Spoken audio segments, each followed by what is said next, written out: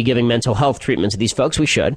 My problem with the insanity defense is that very often it's used as an excuse to release people early. You put them away in some sort of facility, and then when all is said and done, you turn around and you release them. Well, they're on their meds now. And then they go out and they kill more people. So, not a big fan of the insanity defense. So we will continue to bring you the latest on the Seattle Pacific University shooter as we continue. Now, coming up in just a minute, that isn't the only criminal justice matter that's raising a few hackles here today on the Ben Shapiro Show.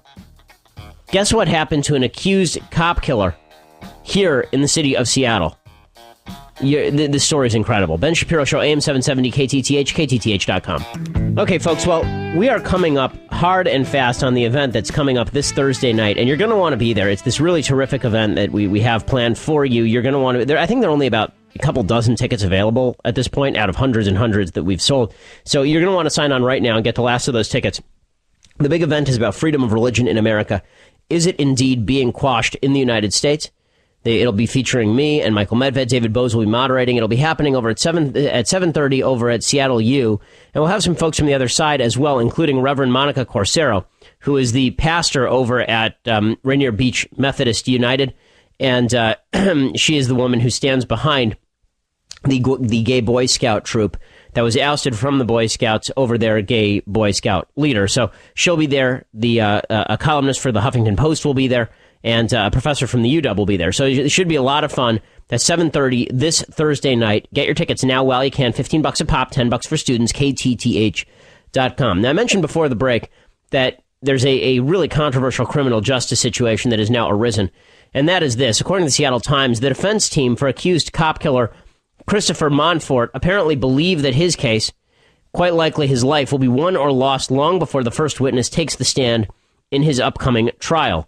Monfort, 45, is accused of fatally shooting Seattle police officer Tim Brenton and wounding then-officer Britt Sweeney in their patrol car in Halloween night 2009.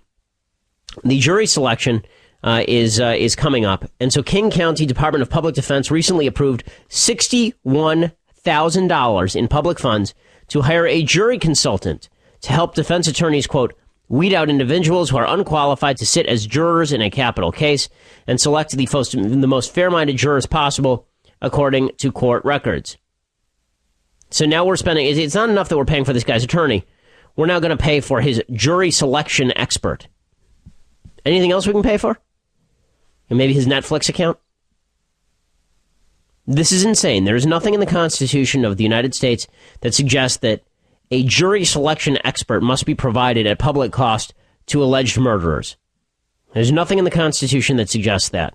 And if you do need a jury selection expert, maybe the problem is our jury selection process. You didn't used to have peremptory challenges in jury boxes. Going back all the way to the beginning of the Republic, basically the jury selection was the jury selection. There was no process in which people were excused or recused. You grabbed the 12 guys off the street, you put them in a jury box, and that was the jury. The reason that they're making this exception, they're now going to shell out $61,000 of our dollars to pay for this alleged murderer's, this alleged cop killer's jury selection expert, is because, quote, jurors don't hear any mitigating evidence that could warrant a life sentence instead of the death penalty until after returning a guilty verdict. Because the defense, so basically, because there's nothing in the procedure that allows the defense to talk about Chris Monfort's terrible childhood, we now have to shell out $61,000, which is awful. Apparently, the defense is trying to suggest that research has shown jurors' decision-making in death penalty cases is often premature, beginning during voir dire or jury selection. So, in other words, they're saying that it starts at the very beginning. As a result, quote, the conventional wisdom is that most capital trials are won or lost in jury selection, according to defense attorney Stacey McDonald in one recent motion. Monfort's defense has suggested seeking a change of venue, citing media coverage and prejudicial news reporting about the case. The defense motion cites the public's belief that Mr. Monfort is guilty, as seen in news media articles and public outrage over the 2009 shooting, as a reason to transfer the case. The shooting came 9 days after Monfort allegedly firebombed 4 police vehicles at a city maintenance yard. Police said one of the makeshift bombs was set to go off as police and firefighters arrived to investigate the initial blasts. A note left behind railed against police brutality. They have pretty solid evidence against this guy, but that's not going to stop anything. We now have to spend $61,000 ensuring that we have to, it's just ridiculous, ensuring that we are supposed to pick a jury that is friendlier to this guy's case. Because after all, if we pick a jury and then they don't hear about how he had a troubled childhood, then they might convict somebody who apparently murdered one cop, bombed a couple of cop cars, and tried to kill another. So far, the defense has spent $3.7 million on his case.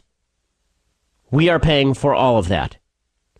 The prosecution costs $607,000, and that does not include the cost of investigative work by law enforcement or forensic work. So we're going to spend probably, by the time this is over, $5 million convicting this guy. Is this the best system? Now, we constantly hear, everybody's entitled to a defense. Everybody's entitled to a defense. We have what's called an adversarial court system here in the United States. It's actually not that common over in Europe. In Europe, you don't have an adversarial court system in many parts of Europe. Instead, what you have is what's called the inquisitorial court system. Inquisitorial system basically has a judge who acts as the prosecutor and the defense. There's a prosecutor who presents a case to the judge, and the judge picks apart the case. That prevents the stupid situation in which it's made for TV. It's great for TV to have all these defense lawyers doing really well. You know, oh, wow, they're making a great argument. And it's great for TV to have these competitions between lawyers.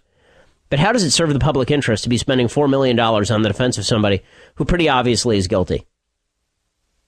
Why exactly does this deserve all that money, but other cases do not?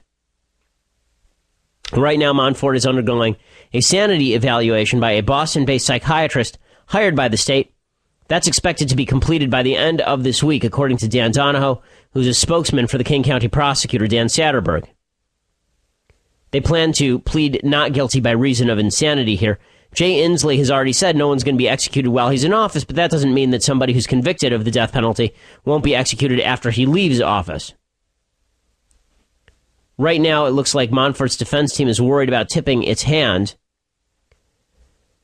And the defense's most recent motion for a jury consultant was not sealed, which is unusual. So this is just another excuse to spend more of our money defending guilty people, and then we can pat ourselves on the back as we go bankrupt. And should cost be an object when it comes to this sort of stuff? Not when we're appointing a public attorney, but $4 million seems a little excessive, doesn't it to you? And hiring a jury expert, doesn't that seem a little excessive to you? Innocent until proven guilty is the legal standard here. But that doesn't mean that our system is the best possible system for uncovering the truth. Any system that allows a jury to let O.J. Simpson off the hook is not a good system. So we'll continue to bring you updates from that case as well. Now, meanwhile, the Seattle Times has an editorial suggesting that Seattle needs to open up its in-car video records, saying that Seattle Police's Blue Wall, which is what they call this supposedly obstructionist police department, is hiding videos from the open records law. The Seattle Times says if Kathleen O'Toole is confirmed today to be the next Seattle police chief, and she should be, she'll have to add another document to her big stack of reading. The state Supreme Court last week highlighted yet another technological and cultural challenge the Seattle PD faces. In a 5-4 ruling, the court ruled that Seattle police had wrongly denied requests made under the state's Public Records Act by Como reporter Tracy Vetter for in-car video recordings and log notes. The city cited both state privacy laws and technological hurdles in defending the denials, but the Seattle Times wants all of these police tapes now released to the public. The Seattle Times says that O'Toole has a twofold challenge here.